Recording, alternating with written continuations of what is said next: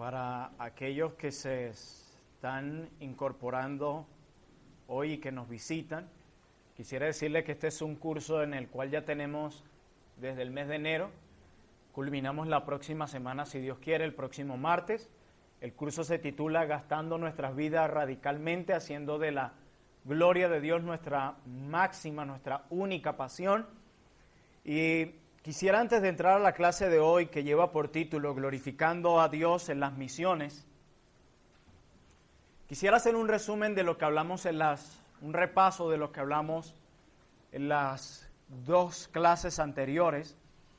Y en nuestras clases anteriores hablábamos de cómo glorificamos a Dios en nuestra jornada de 8 a 5. O sea, en pocas palabras, cómo glorificamos a Dios en nuestro trabajo. Y eso incluía a las amas de casa. Y por 2 semanas, a través de 6 principios basados en las Escrituras, el Señor nos enseñó cómo podemos glorificarle en esa jornada diaria que emprendemos cada uno de nosotros. De hecho, mi deseo, mi oración, es que cada uno de ustedes, acompañado de la gracia de Dios, esté aplicando cada una de esas verdades. Y más, si entendemos que la meta por la cual hemos sido creados y salvados es la gloria de Dios. Si yo estoy consciente plenamente que yo he sido salvado para la gloria de Dios y he sido creado, como dice el profeta Isaías, para la gloria de Dios, mi vida se debe dirigir constantemente hacia esa meta, la gloria de Dios. Yo les decía en un momento cuando empezamos el curso, era que nuestra meta principal en este mundo no es tener hijos. Nuestra meta principal en este mundo ni siquiera es casarnos. Nuestra meta principal en este mundo no es ni siquiera adquirir dinero. Nuestra meta principal en este mundo ni siquiera es evangelizar. ¿Por qué? Porque todas estas cosas antes mencionadas se pueden hacer sin glorificar a Dios. Ni siquiera nuestra meta principal es predicar detrás del púlpito. ¿Por qué? Porque esto también se puede hacer sin glorificar a Dios. Estas son un medio más bien para lograr un fin. No son un fin en sí mismo. Son un medio para lograr un fin, que es la gloria de Dios. Entonces, si nosotros hemos aprendido en diferentes áreas de la vida cómo debemos y cómo podemos glorificar a Dios, y nosotros no nos esforzamos, acompañados de la gracia divina, en cumplir este propósito, nosotros estamos cometiendo un crimen, una falla enorme en nuestro cristianismo. Porque, como les decía, si nuestra meta principal es esta, glorificar a Dios en cada área, en cada aspecto de nuestra vida, y no estamos viviendo conforme a esa realidad, nosotros estamos fallando grandemente. ¿Por qué? Porque para lo único por lo cual fuimos creados no lo estamos cumpliendo. O no estamos viviendo para eso. Nosotros estamos llamados, repito, para vivir únicamente para la gloria de Dios. Nuestras decisiones deben ir acompañadas de esa realidad. Si lo que yo voy a hacer o lo que yo estoy haciendo, cómo Dios se está llevando la gloria en esto. Y yo creo que esa es una pregunta que debe ser muy objetiva, no subjetiva. No parte de ese subjetivismo de que, bueno, según lo que tú pienses, según lo que él piense, no. Esa pregunta es, si Dios se lleva la gloria en esto o en aquello, debe partir de la base principal, que es las Sagradas Escrituras. Ella nos demuestra qué es lo que glorifica a Dios y qué es lo que no glorifica a Dios. Ustedes no han escuchado un argumento muy común cuando se dice algo, mira, esto no debe hacerse así, sino que debe hacerse así. La pregunta siempre es, o el argumento es, ¿pero qué tiene de malo? Alguien decía, la pregunta no es qué tiene de malo, sino qué tiene de bíblico. ¿Qué tiene de bíblico eso? Así que el fundamento por el cual nosotros vivimos para la gloria de Dios es la palabra de Dios. Ella ha de ser la guía. Tu palabra es lámpara a mis pies y lumbrera para mi camino. Eso es la palabra de Dios. Y haciendo un repaso en nuestras 2 clases anteriores de cómo glorificamos a Dios en el trabajo, hablábamos en primer lugar de que lo glorificamos teniendo comunión con Él en el transcurso del día. En cada acción diaria nosotros mostramos que dependemos únicamente de Él. Hablábamos de que el creyente no tiene a Dios en el devocional y cuando sale de casa ya dejó a Dios en un lugar. No, nosotros somos cristianos en todo lugar. No es que, bueno, como ya no estamos en la iglesia, mi hermano, aquí nos tratamos como amigos comunes y corrientes. No, tú sigues siendo cristiano.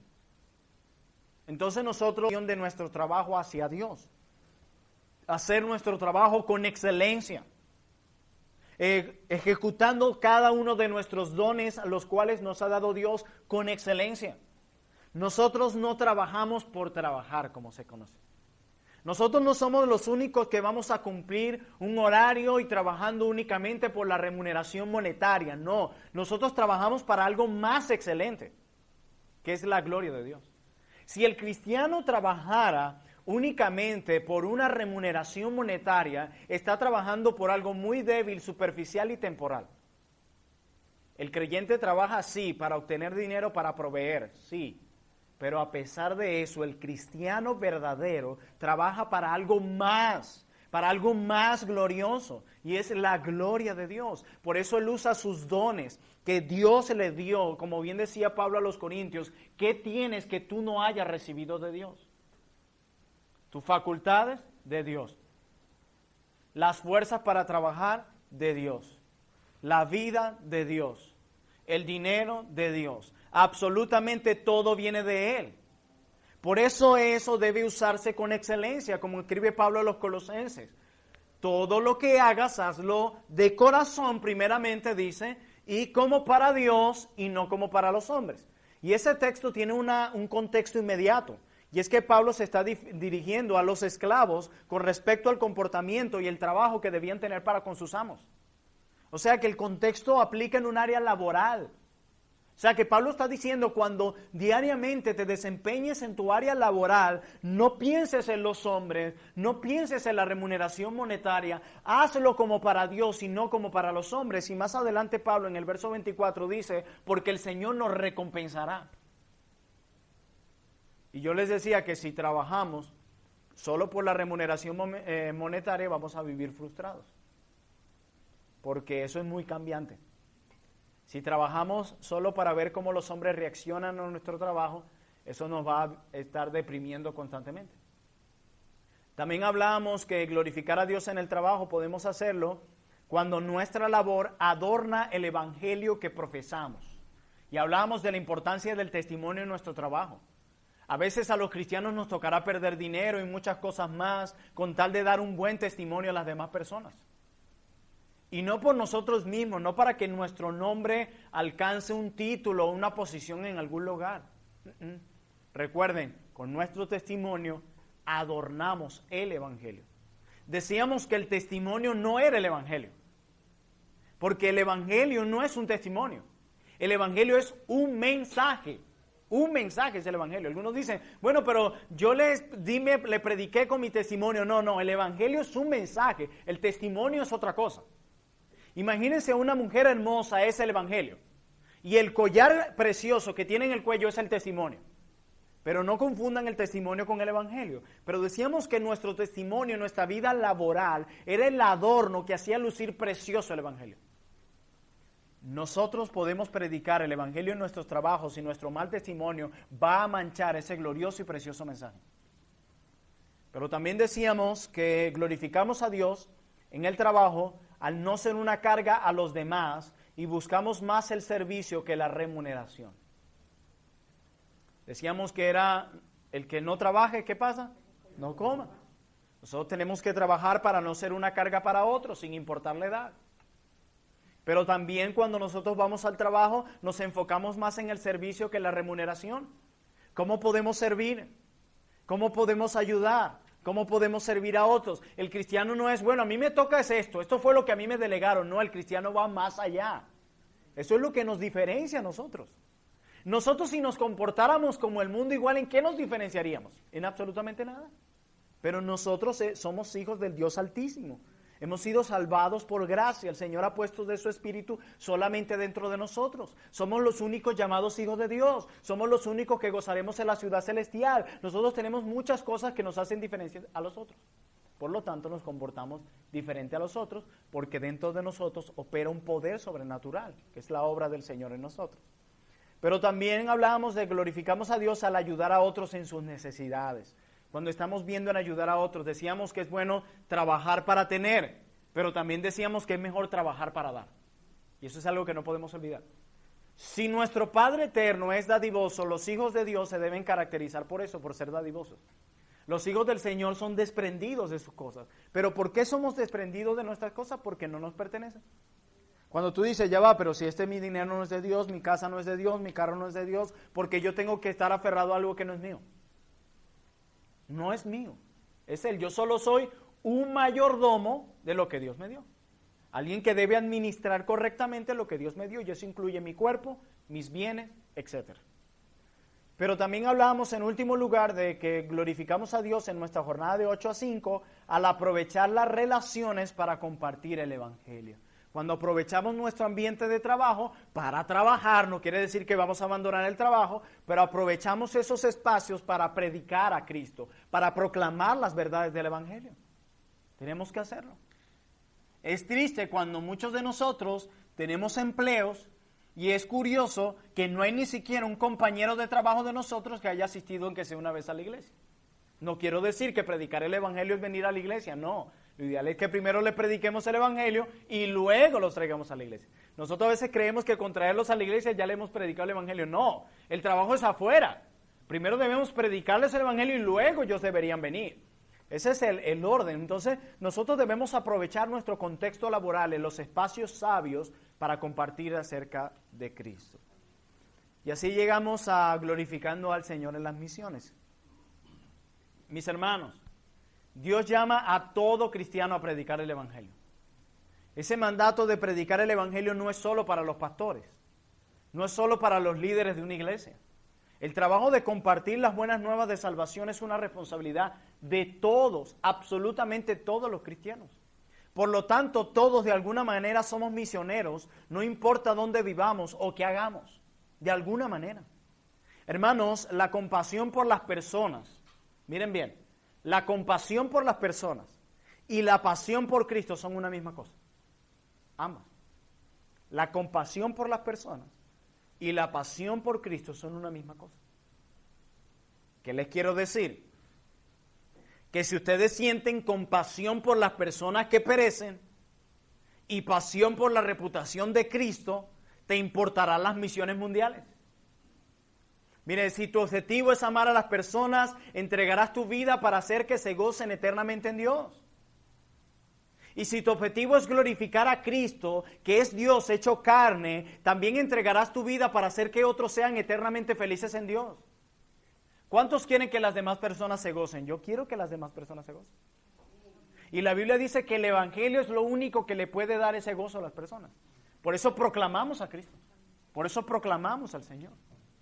Hermanos, el amor siempre, el amor bíblico siempre busca lo que es mejor para los necesitados. Siempre. Y lo mejor es disfrutar de Dios plenamente y para siempre.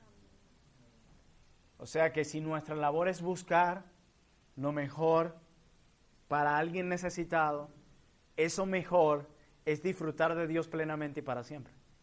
Por eso les presentamos a Dios hecho carne a los hombres. Porque queremos lo mejor para ellos. Y lo mejor es Cristo. ¿O no? Cristo es lo mejor. No hay nada que sea igual a Cristo. No hay nada más hermoso que Cristo. Cristo es bello, hermano. Cristo es hermoso y no solo eso, glorioso. Así que si yo quiero darle lo mejor a alguien, debo darle a Cristo. Debo darle a Cristo. Aunque debemos reconocer que la mayoría de nosotros, y me incluyo, somos estrechos y muchas veces racistas y egocéntricos en nuestra vida. Muchos. Yo diría todos.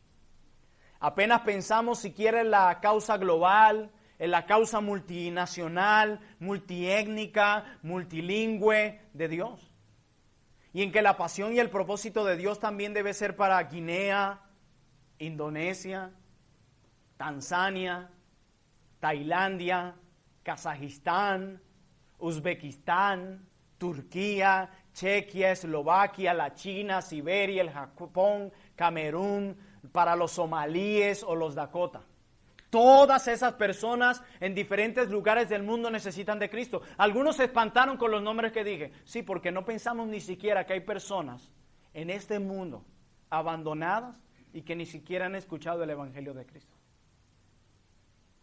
Y aquí me faltó nombrar Petare, Guanare y muchos lugares donde nadie se quiere meter. El Amazonas venezolano, nadie quiere entrar a la selva, ninguno.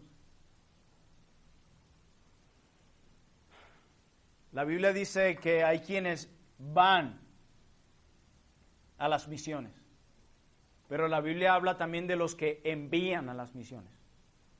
Y ambos grupos juegan un papel importante en la iglesia del Señor, tanto los que van como los que envían. Qué bueno que en medio de la iglesia de Cristo estén los que van, pero qué malo sería si no hay quien les envíe. Ambos juegan un papel importante en la iglesia de Cristo. Yo quisiera ser honestos y decirles que no supongo que tengan un corazón ancho de propósito misionero. Yo no estoy clamando aquí porque cada uno hoy se levante, hoy diga, pastor, bueno, yo quiero ir al Amazonas, bueno, yo quiero ir a Somalia, yo quiero ir a Eslovaquia, yo quiero ir a la China, yo quiero ir a Siberia, yo quiero ir a Camerún. No. Aunque hay muchos que desean ir de misiones a Miami, a Orlando, Florida, no sé por qué esos lugares quieren ir tantos los misioneros. Aquí hay una tribu no muy lejos en San Antonio del Táchira, se llaman los Pumé. Están al fondo. Aquí en el local de esta iglesia hay una iglesia que se reúne, que tienen una misión allá. Y me cuentan que cuando se llevan un misionero, el misionero con su bolso enorme le dice, ¿para qué llevas tantas cosas? Si allá lo que vas es a servir, a lavar platos, a limpiar, así que llévate unas botas y unos cuantos pantalones y nos vamos. Y dicen que allá llegan y tienen que empezar a caminar y tomar de sus propios recursos para comprar una especie de mentol para las heridas de picadas que sufren los niños y los adultos allá en la selva. Muchos han muerto de eso, de grandes parásitos. ¿Por qué? Porque no tienen sandalias o buenos zapatos y andan en el fango en medio de la lluvia caminando descalzos y parásitos entran por sus pies y muchos niños mueren y adultos a causa de esto. Cuentan, y con esto prosigo, que enviaron allá con la tribu de los Pumé a un grupo de misioneros de acá. Eran americanos, si más no me equivoco, que hablaban español y se estaban adaptando al idioma de los Pumé. Y pasó el primer año y la gente de las misiones les llama y le dice, ¿cuántos convertidos hay? Ninguno. Pero ¿cómo? Apenas nos estamos adaptando al idioma y no nos entienden muy bien. 2 años y medio. ¿Y cuántos convertidos hay? Ninguno. Todavía no nos comprenden y no quieren escucharnos porque ahora estamos aprendiendo a entender un poco de su cultura. 4 años. Y nadie habló en lengua. Para aquellos que dicen, si están en una misión y a Dios se le ocurre y habla. 4 años. Y no son calvinistas los misioneros, por si acaso, ni cesacionistas. Y van 4 años, algún convertido, ninguno. Y hablamos el idioma y nos estamos adaptando a su cultura. ¿Qué pasa? 4 años y ni un convertido. Va uno de los misioneros americanos en su jeep y va por un camino y no se da cuenta, venía cruzando un cerdo, lo golpea y acaba con la vida del cerdo. El Pumé se pone totalmente triste y violento a la vez por el asesinato de su cerdo, le pertenecía a él y el americano había cometido una falta contra él. Y el americano le dice, pero tranquilo, yo te compro un cerdo. No, no, le decía en sus expresiones. Pero tranquilo, yo te compro 2 si quieres o 3. No. Tú fuiste el que me fallaste a mí. Así que soy yo el que establece las reglas de cómo me vas a pagar el daño que me hiciste. Y le dice, ok, ¿qué quieres a cambio de haberte hecho daño, ya que tú estableces las reglas porque a ti fue que te hice daño? Yo quiero 2 machetes, pidió. El gringo fue y le trajo los machetes. Y venía pensando y él dice, ya sé. Los reúne y le dice, eso mismo que tú has hecho conmigo es lo que hace Dios contigo y conmigo. Tú y yo pecamos contra un Dios santo. Y tú y yo no podemos tratar de alcanzar el favor de Dios bajo nuestras propias obras, bajo nuestras propias condiciones. Las condiciones las estableció Él. Así que Él envió a su Hijo a morir por nuestros pecados, cargó todas nuestras injusticias en Él, y solamente por medio del arrepentimiento y la fe podemos alcanzar salvación. Entendieron el mensaje del Evangelio y se empezaron a convertir muchos Pumé. Y así fue como Dios obró. Y sigue obrando. Hay una obra ahí en San Antonio del Táchira, los Pumé. Y fue esa situación la que llevó a ilustrar a este misionero el Evangelio, el cual por 4 años no habían conocido ni abrazado, porque así obra Dios. Salmo 22, versículo 27.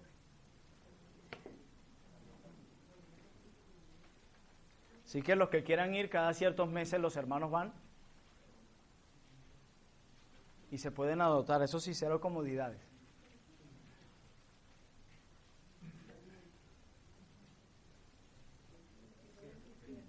Yo deseo que Dios nos diga a cada uno de nosotros con sus propias palabras cuáles son sus prioridades.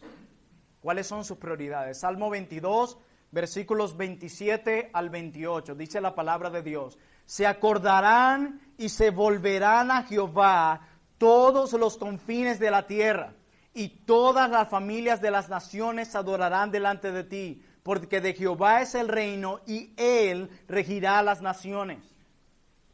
¿Cuál es la oración acá? Se volverán a Jehová todos los confines de la tierra, las misiones, o lo que Piper llamó, se alegrarán las naciones en el Señor.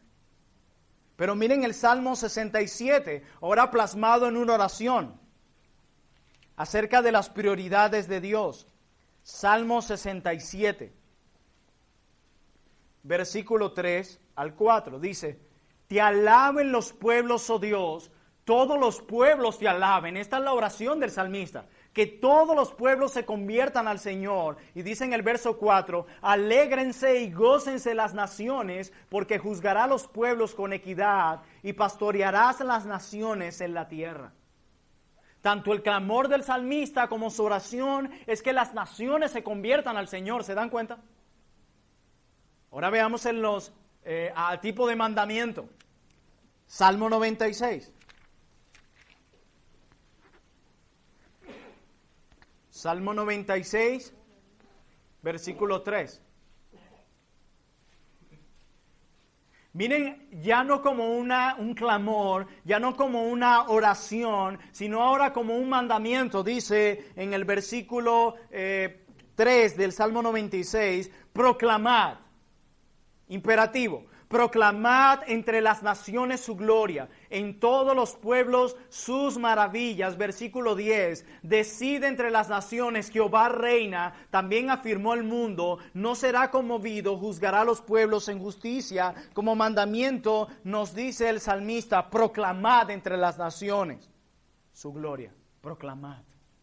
No es una opción el proclamar las verdades del Señor, es un mandato. Pero además lo encontramos en la Gran Comisión. Vayamos a recordarla en Mateo 28.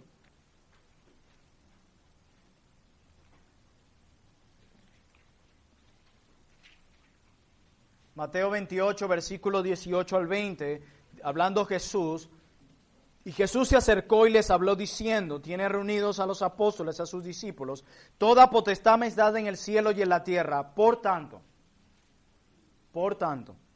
id y haced discípulos a todas las naciones, bautizándolos en el nombre del Padre, y del Hijo, y del Espíritu Santo, enseñándoles que guarden todas las cosas que os he mandado.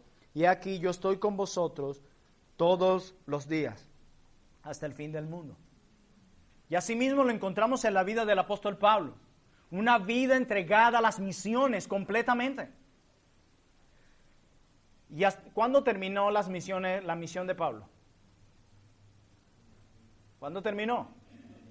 ¿Cuándo murió? ¿Cuándo murió?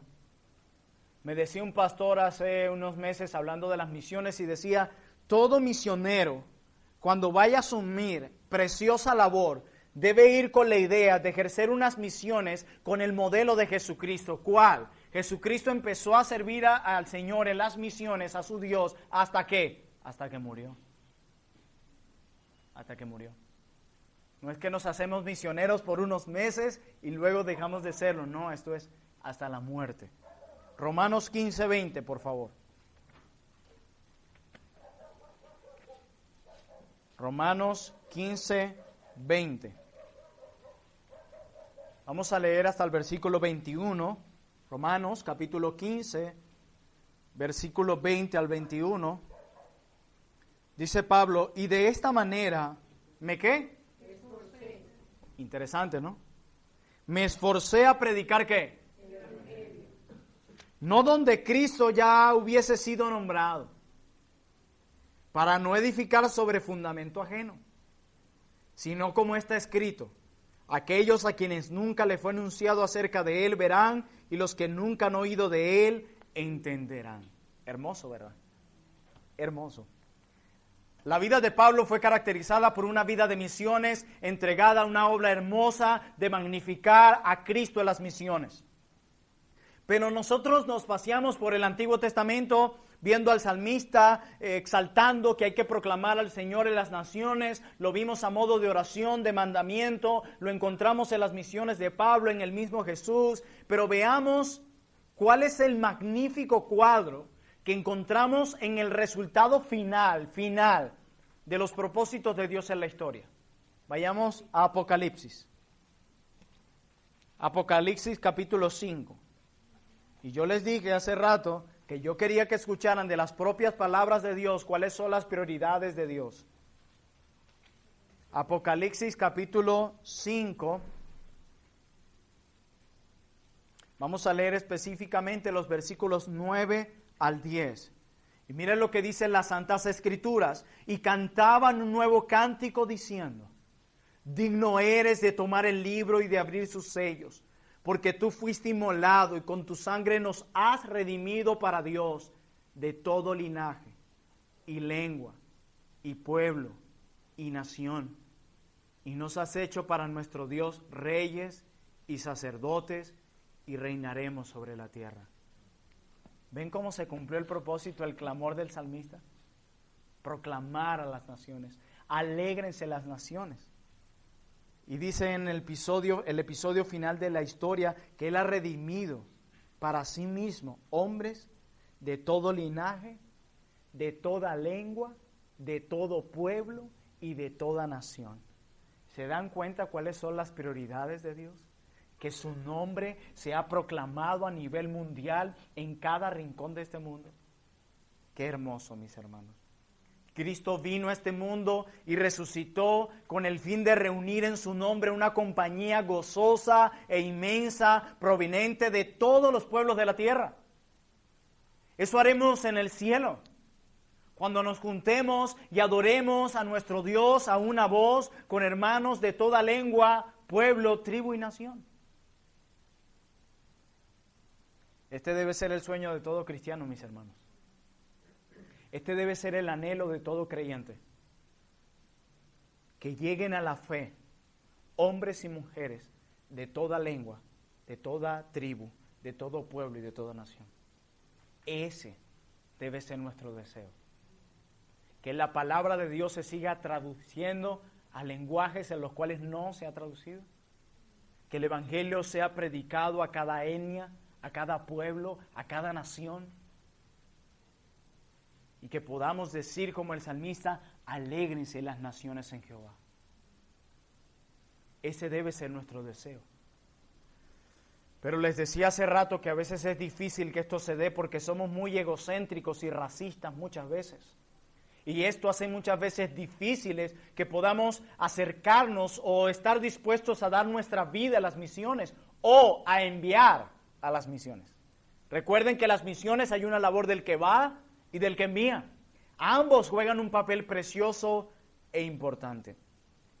Hermanos, nosotros debemos querer oír cómo avanza el Rey Jesús en este mundo. Debemos querer oír de los triunfos del Evangelio a medida que Cristo planta su iglesia entre los pueblos que durante siglos Han estado cautivos por los poderes de las tinieblas. A veces miramos y pensamos en países muy idólatras.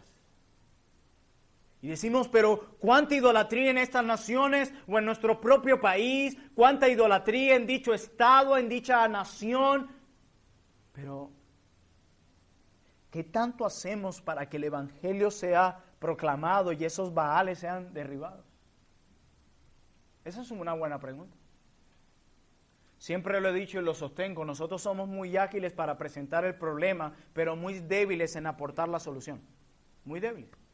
Nosotros podemos describir una situación, un pecado, un problema con lujos y detalles, pero la solución brilla por su ausencia. Brilla por su ausencia. Es muy fácil hablar de estas naciones, pero deberíamos esforzarnos como Pablo y como el mismo Jesús en que el Evangelio sea proclamado en cada nación. Hermanos, este es el designio de Dios para todo el mundo. Este es. Que los pueblos de todas las naciones, tribus y lenguas lleguen a adorar y atesorar a Cristo por encima de todas las cosas. Que Cristo se convierta en el mayor tesoro para cada lengua, tribu y nación. O como dice Pablo en Romanos 15:9, leamos allá. Que este sea nuestro deseo. Romanos capítulo 15, versículo 9, y dice Pablo, inspirado por el Espíritu Santo, y para que los gentiles, los no cristianos, glorifiquen a Dios por su misericordia, como está escrito, por tanto yo te confesaré entre los gentiles y cantaré tu nombre. Que este sea nuestro clamor. Todo cristiano que ama a las personas y que honra a Cristo debe preocuparse por esto. Todo, hermano. Todo. Pero la misericordia en casa hace que las misiones sean creíbles. Voy a repetir eso. La misericordia en casa hace que las misiones sean creíbles. Explico. Mostrar misericordia de manera práctica a los pobres muestra la belleza de Cristo en casa y hace que la exportación de la fe cristiana sea creíble. Somos hipócritas, y escuchen bien, somos hipócritas si fingimos entusiasmo por las misiones en el extranjero y no somos misericordiosos en casa. ¿Escucharon eso? Las misiones y la misericordia no pueden separarse. Son buenas amigas. La misericordia y las misiones no pueden separarse. Porque el evangelio que llevamos a las naciones modela y tiene como mandato la misericordia hacia los pobres en casa. Es increíble cómo nos dolemos muchas veces por los niños que mueren de hambre en África y en medio de nosotros hermanos muriendo de hambre. De repente nos cargamos nuestro corazón por hermanos en nuestro país que no tienen vestido y comida y junto a nosotros cada domingo se encuentra un hermano que no tiene un par de zapatos. ¿Cómo nosotros podemos hacer que eso sea eficaz si nos esforzamos porque todo afuera sea excelente, pero adentro tenemos muchas necesidades no atendidas? Eso es como el dicho, casa de herrero, cuchillo de palo. Mis hermanos, y es cierto que es imposible atender con plenitud todas las necesidades en la iglesia local. Pero entre más sea posible, entre lo más sea posible para nosotros, debemos esforzarnos por practicar primero esa misericordia en casa. Mira, el profesor de teología en el seminario de Princeton, Warfield, tiene palabras igual o más fuertes a aquellas que leímos de Robert Murray M'Cheyne. Para aquellos que se acuerden cuando citamos a M'Cheyne, decía, él nos advertía que no disfrutáramos nuestro dinero aquí, pues seríamos mendigos por la eternidad, ¿se acuerdan? Que él les decía a aquellos avariciosos, gocen su dinero aquí, porque en la eternidad serán miserables, ¿se acuerdan? Lo dijimos en una clase. Ahora, mis queridos cristianos, dice Warfield, uno de ustedes oran día y noche para ser ramas de la vid verdadera. Ustedes oran para ser cada vez más a la imagen de Cristo. Si es así, deben ser como Él en el dar. Warfield dice, ¿tú oras ser más como Cristo? ¿Tú oras ser semejantes a Cristo? Bueno, una de las características que caracterizaba a Cristo, valga la redundancia, era el dar. El dar. Y Él dice, que el amor a vosotros, que por amor a vosotros se hizo pobre siendo rico. Y este siervo del Señor hace varias objeciones. Objeción 1, que es supuestamente lo que decimos nosotros. Mi dinero es mío. Respuesta. Cristo pudo haber dicho, esta es mi sangre, esta es mi vida. Entonces, ¿dónde deberíamos estar nosotros si Él hubiese dicho eso? Objeción 2 de nosotros. Los pobres no se lo merecen. Respuesta. Cristo pudo haber dicho, ellos son rebeldes malvados. ¿Pondré mi vida por estos? ¿La daré por los ángeles buenos entonces? Pero no, Él dejó a las 99 y vino por la perdida. Nosotros, quienes no lo merecíamos. Y nuestro argumento es, no, dar a los pobres no se lo merecen. ¿Y qué te merecías tú? Nada. Objeción 3. Nosotros, los pobres podrían abusar de esto. ¿Lo han escuchado mucho? Respuesta. Cristo pudo haber dicho lo mismo. Sí, y con mucha razón.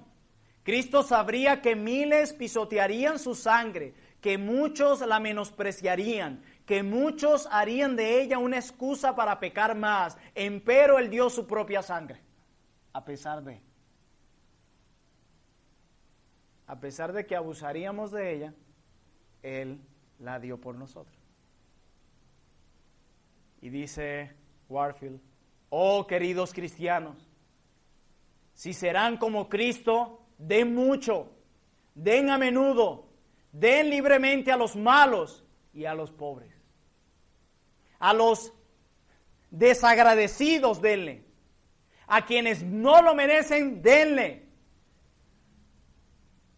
Cristo es glorio y feliz y ustedes lo serán también. Recuerden sus propias palabras, porque es más bienaventurado dar que recibir. Así que a los malos y a los pobres, a los desagradecidos y a los que no lo merecen, den. ¿No quieren ser como Cristo? ¿No es esa la oración de ustedes? Quiero ser semejante a Cristo. Bueno, aquí hay una manera para empezar a practicarlo. El Señor acaba de responder sus oraciones hoy. Señor, enséñame a ser más como tú. Aquí la primera pista. No, pero aquellos no se lo merecen y van a despilfarrarlo. Y yo no sé si tú te lo mereces, pero estoy seguro que no, como lo vimos el domingo. Y créeme que tú has abusado muchas veces de la gracia divina de Dios. Tú tampoco lo mereces ni has hecho bien con lo que te han dado. Podemos ver la relación de nuestras labores aquí con las misiones. Como creyentes conformando una iglesia misericordiosa en casa, plantan iglesias misericordiosas afuera. Si no somos una iglesia misericordiosa acá a nivel local, ¿cómo podremos plantar una iglesia misericordiosa afuera? ¿Cómo podemos hacerlo? No podemos dar de lo que no tenemos. No hay misericordia, no puedes darla. Tanto lo uno como lo otro no es una vida desperdiciada. Hermanos, las misiones no solo son una excelente labor y un llamado para salvar el mundo. Las misiones son una excelente labor y un llamado para salvar a la iglesia de Cristo. Las misiones no solo son la labor para llevar la predicación del Evangelio, para llevar la salvación a otras partes del mundo, ellas en el fondo salvan a la iglesia. Eso hacen las misiones. Si cada creyente imita a Cristo como Warfield ha afirmado que debe imitarlo, la iglesia debería ser ese mismo ejemplo, pero en gran escala. Ya no solamente la misericordia aquí, sino nos vamos multiplicando en cada lugar, en cada nación, en cada lengua y en cada tribu, plantando iglesias locales misericordiosas, porque en casa tenemos una iglesia misericordiosa. ¿Recuerden lo que les decía? Las misiones y la misericordia son las mejores amigas. Lamentablemente este no es el caso de la iglesia hoy. El uso de los recursos destinados a las misiones es proporcionalmente menor a otros gastos en muchos lugares.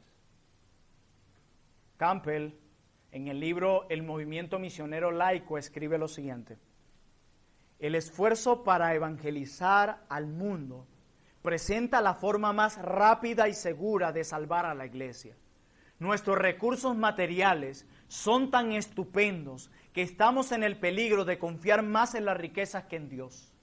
Si un hombre crece en riquezas, nada sin un constante dar lo puede guardar de no crecer espiritualmente. La evangelización del mundo es la única empresa lo suficientemente grande e importante para proveer una salida adecuada a las ganancias de la iglesia.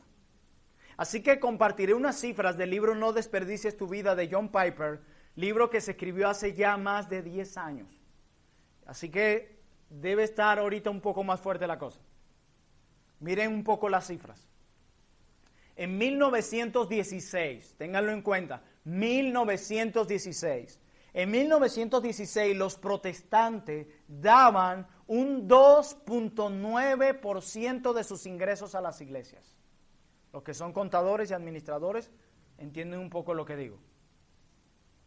En 1933, en lo más profundo de la Gran Depresión, fue un 3.2% lo que daban para las misiones. En 1955, poco después que la afluencia se esparció más en la cultura, fue todavía 3.2% de todos los ingresos. Era lo que aportaban en las misiones. Para el año 2000, cuando los estadounidenses fueron un 450, lean bien o escuchen bien, 450% más ricos que en la Gran Depresión, quitando incluso los impuestos y la inflación, los protestantes estaban dando 2.6% de sus ingresos a las iglesias. 2.6. Eso es nada. Aun cuando fueron más ricos que en otras épocas. Lo que es más, si el porcentaje fuera el promedio de 10%, serían 130,000 millones adicionales para el año 2000. Ahora, de ese 2.6%, solo un 6% van a misiones extranjeras y de ellos solo 1% a misiones fronterizas o de personas no alcanzadas. O sea, nada. Nada, hermanos, nada. Hermanos, es un peligro que perezcamos amontonando riquezas para nosotros mismos. Es un peligro. Es un peligro y la Biblia nos llama a que no amontones riquezas. Algunos se ven como Pato McPato. ¿Recuerdan de la caricatura? Rico McPato, que abría la caja fuerte y era una piscina de monedas y todos cuando lo veíamos decíamos, yo quisiera tener una algún día. Bueno, algunos están así, amontonando riquezas. No hay nada más dañino y más peligroso que eso. Ojo, y no hay nada más lejano al cristianismo bíblico que eso. Hermanos, hay decisiones tremendas que se toman en la iglesia que no son necesariamente una prioridad. Por ejemplo, decisiones como un aire acondicionado. Eso no se toma a la ligera. Que las bancas no son las más ergonómicas o cómodas, lo sabemos. Y no estoy diciendo que nada se llegue a hacer al respecto. Pero no podemos simplemente tomar todo para gastarlo en un edificio que pasará. ¿Qué pasará? Sí, es bueno tener sillas, un buen local, un buen sonido, pero eso pasará. Eso pasará. Hay además una lista de los 100 países menos alcanzados.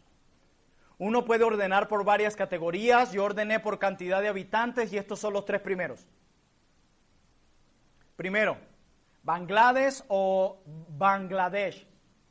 Religión primaria, el Islam.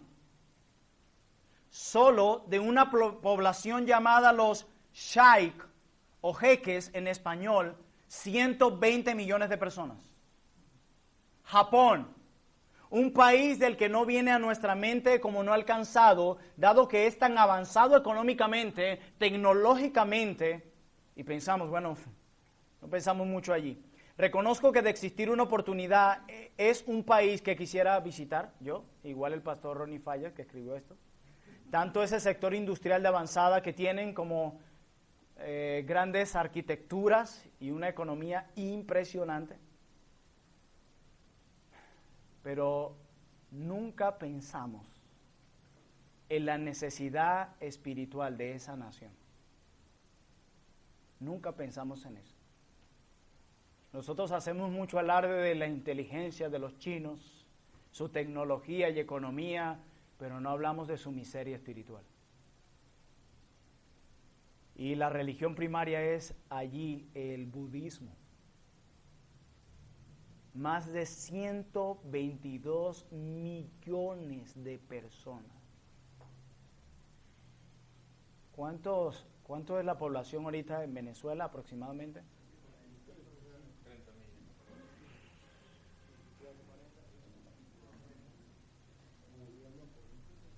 ¿Cuántas Venezuela allí entregadas al budismo? India. El hinduismo mayoritariamente. Aunque también hay poblaciones importantes de budistas allí. Tiene tantos grupos étnicos que por sí solos superan los 50 millones de personas. De hecho, hay estimaciones que la India será el país más poblado del planeta, superando a China en unos años.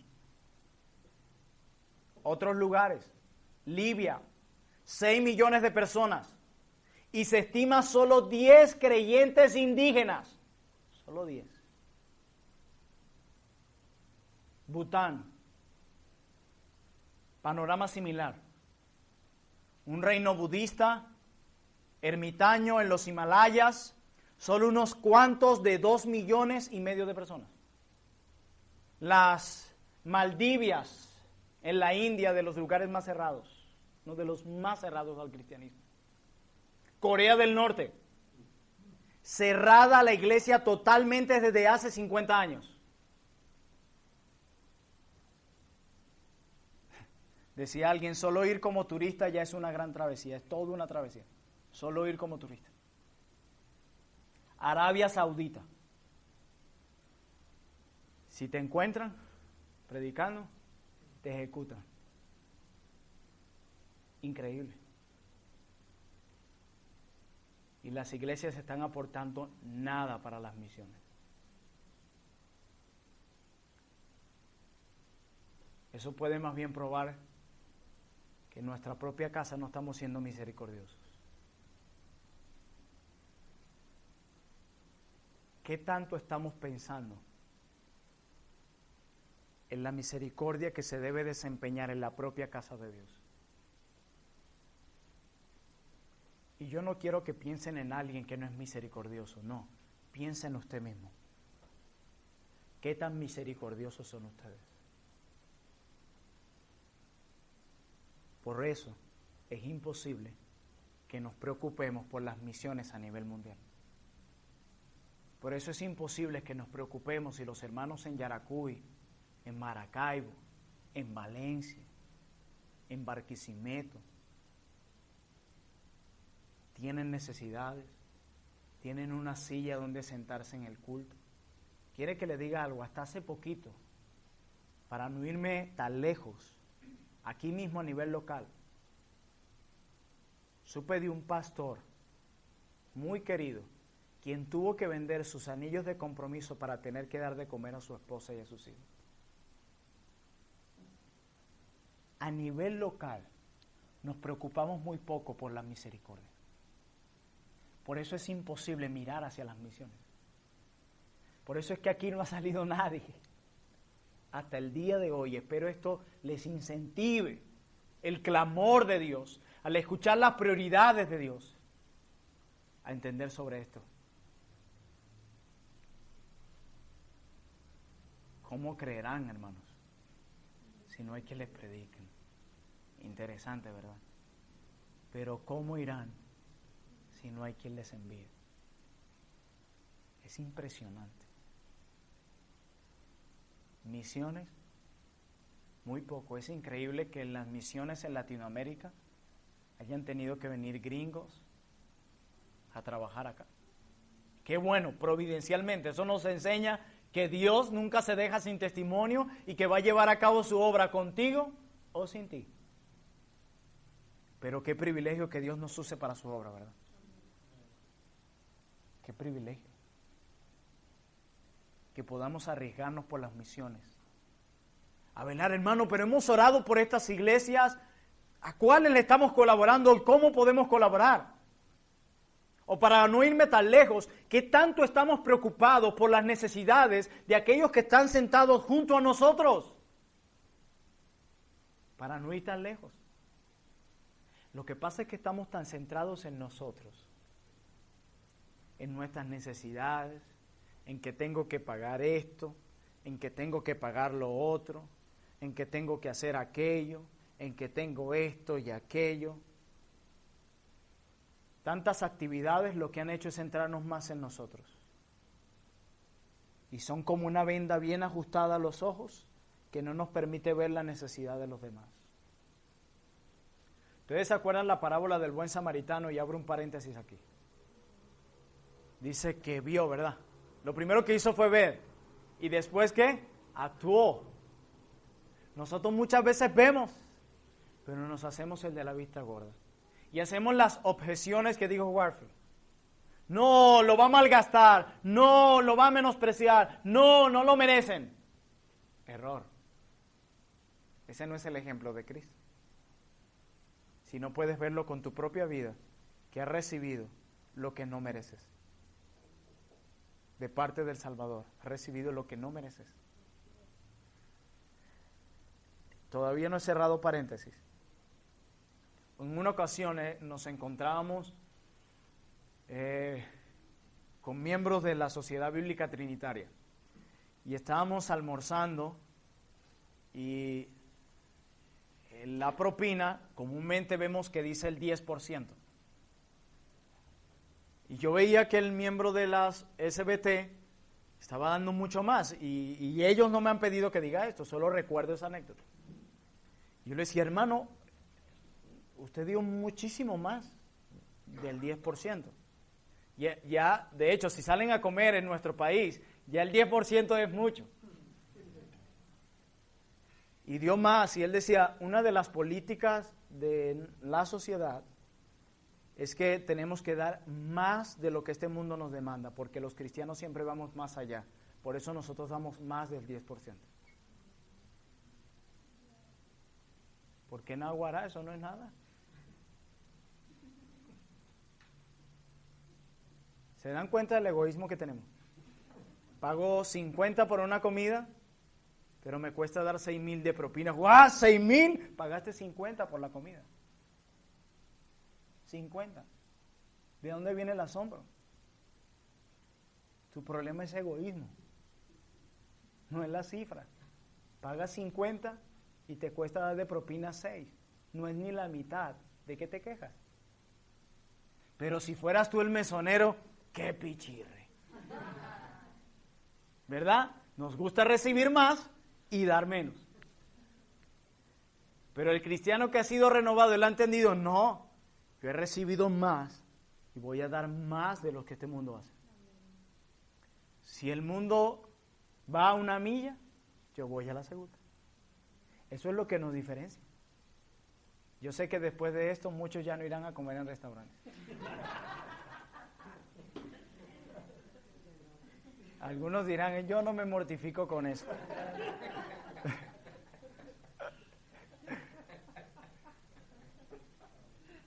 Quiero contarles acerca de la historia de José, pero no José aquí ni José Gamero. Los Masái o Masáis, también se escribe frecuentemente Masaai, son un pueblo estimado en unos 883,000 individuos. Tengan esa cifra en mente. Estos viven en Kenia meridional y en Tanzania septentrional. Los Masáis, 883,000 individuos. Un día Joseph o José, quien caminaba en una de estos calientes y sucios caminos africanos, conoció a alguien que compartió el evangelio de Jesucristo con él. Ahí, desde entonces, recibió a Jesús como Señor y Salvador. El poder del Espíritu empezó a transformar su vida. Él fue lleno de tal emoción y gozo que lo primero que quiso hacer fue regresar a su propia aldea y compartir las mismas buenas noticias que a él le habían predicado con los miembros de la tribu local. Dar de gracia lo que de gracia ha recibido. José empezó yendo puerta en puerta, diciendo a todos que vino al conocimiento de la cruz de Jesús y la salvación que éste ofreció, con la expectativa que sus rostros se iluminaran como le sucedió a él. Él tocaba cada puerta y predicaba a Cristo con la esperanza que todas esas personas, como los de aquí, del Táchira, se alegraran como él se alegró cuando le predicaron a ese Salvador que pagó por todas sus maldades. Para su asombro, los aldeanos no solamente no le dieron importancia al mensaje que él le predicó, sino que se empezaron a tornar violentos para con él. Los hombres de la aldea lo agarraron, imagínense la historia, y lo sujetaron contra el suelo mientras las mujeres lo golpeaban con alambres de púa, golpe tras golpe.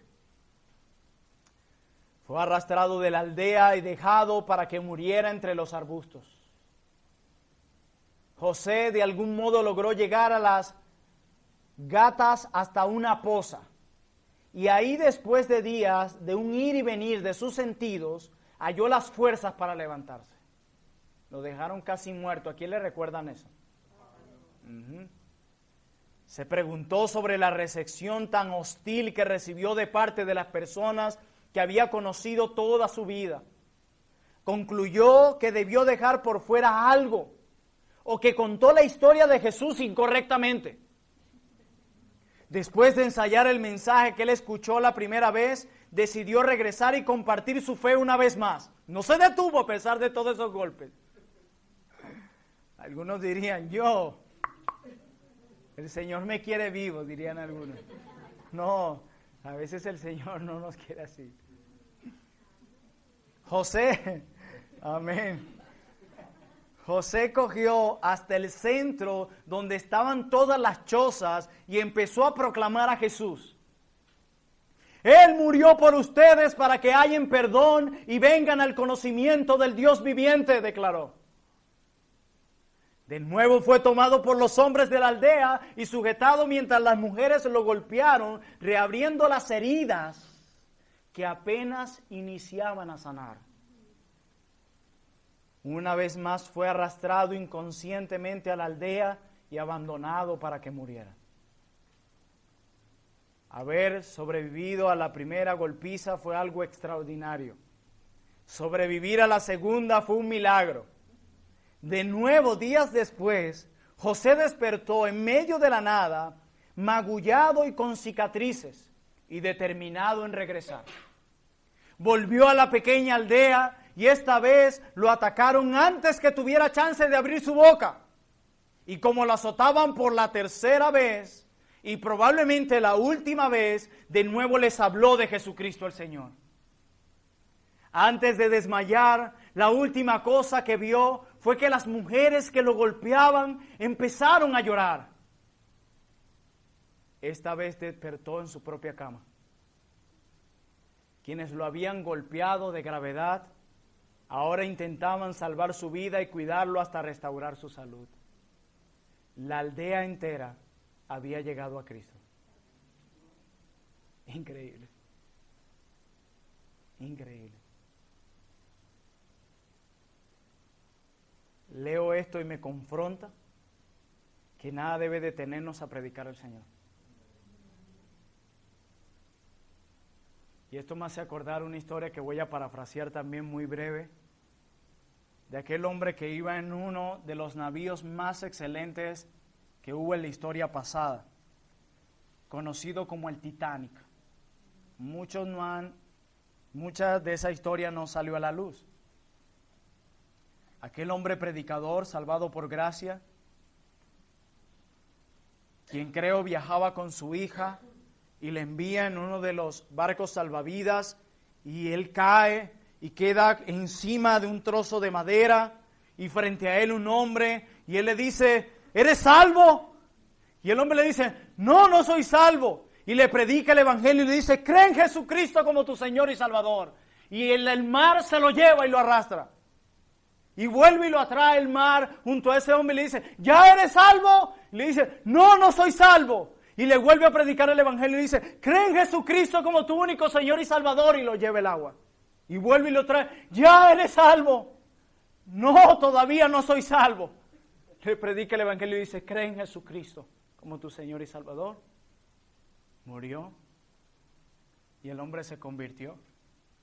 Y es quien declaró esa historia y quien está ahora en esa iglesia donde él ahora es miembro. Nada, ni la más cruda tormenta, ni la más grande golpiza, detiene a un verdadero hijo de Dios de predicar el evangelio. En muchos lugares, para los que han leído, le cortan las piernas de aquí, de la rodilla hacia abajo, a los cristianos para que no prediquen el evangelio. ¿Y saben qué es lo impresionante? Que los hermanos se van predicando sobre sus rodillas el evangelio igualmente. Eso es glorificar a Dios en las misiones. No solamente el que va, sino el que envía. No solamente el que se mete al campo, sino el que aporta de sus recursos para el avance del reino. Todos juegan un papel importante en el reino de Dios.